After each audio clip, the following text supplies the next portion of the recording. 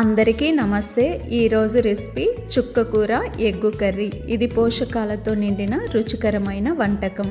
కావలసిన పదార్థాలు: చుక్క కూర ఒక కట్ట శుభ్రంగా కడిగి కట్ చేసుకున్నది, ఎగ్స్ 3 కానీ 4 ఉడికించి పొట్టు తీసి కట్ చేసుకున్నవి, ఆనియన్ 1 పెద్దది కట్ చేసుకున్నవి, టమోటా 1 సన్నగా తరిగినది, పచ్చిమిర్చి 4, వెల్లుల్లి రెబ్బలు 5, కారం 1 టేబుల్ స్పూన్, రుచికి సరిపడినంత ఉప్పు తగినంత, గరం మసాలా 1/2 టేబుల్ స్పూన్, నూనె 2 టేబుల్ స్పూన్, ఆవాలు, జీలకర్ర, పచ్చిశనగపప్పు కొద్దిగా.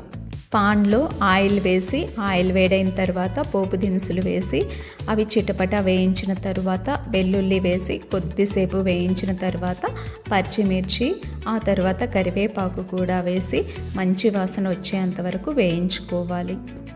ఆనియన్ వేసి అవి లైట్ బ్రౌన్ అయ్యేంత వరకు వేయించుకొని ఆ తర్వాత టమోటా వేసి అవి మెత్తబడే వరకు ఉడికించుకోవాలి.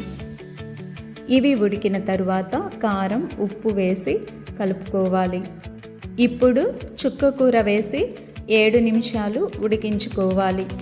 కూర నీరు వదిలి మెత్తగా అయిన తరువాత సాల్ట్, గరం మసాలా వేసి కలిపి ఆ తర్వాత ఎగ్స్ కానీ వేసి మొత్తం కలిపి 2 నిమిషాలు ఉడికించుకొని స్టవ్ ఆఫ్ చేసుకోవాలి. అంతే, ఎంతో టేస్టీగా ఉండే చుక్క కూర ఎగ్గు కర్రీ రెడీ. దీన్ని అన్నంలోకి కానీ రోటీలోకి కానీ బాగుంటుంది. చుక్క కూరలో ఐరన్, విటమిన్ సి ఉంటుంది, ఎగ్గులో ప్రోటీన్ ఉంటుంది కనుక ఈ రెండింటి కాంబినేషన్లో కర్రీ చేసుకొని తింటే రోగనిరోధక శక్తిని పెంచి చర్మ, కంటి ఆరోగ్యానికి ఇది ఎంతో మంచిది.